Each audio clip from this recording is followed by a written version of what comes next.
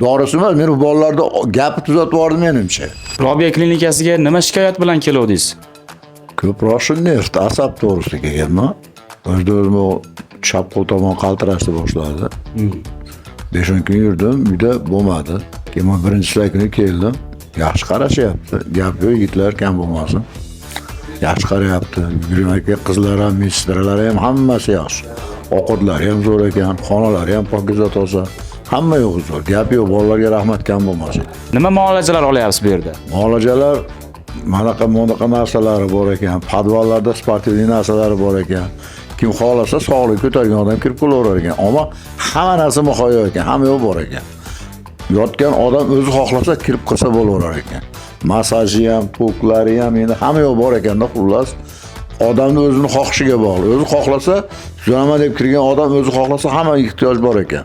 Tuzalib ketadi shu yerda. Hozir ahvolingiz yaxshimi? Ahvolim yaxshi. Bugun mana 4-kun zo'rman. Yomon qaltirabdi o'g'lodi, hozir mana qaltirashlar yo'qolib. Zo'r, bugun 4-kun mana bo'lmasa.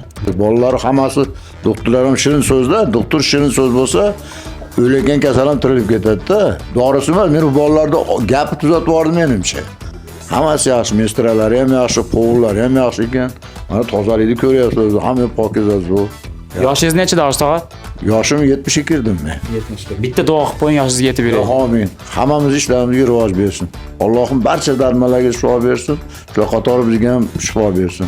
Hammamiz topganlarimiz to'ylarga, hajlarga yaxshilik kunlarga bersin. Allohu akbar.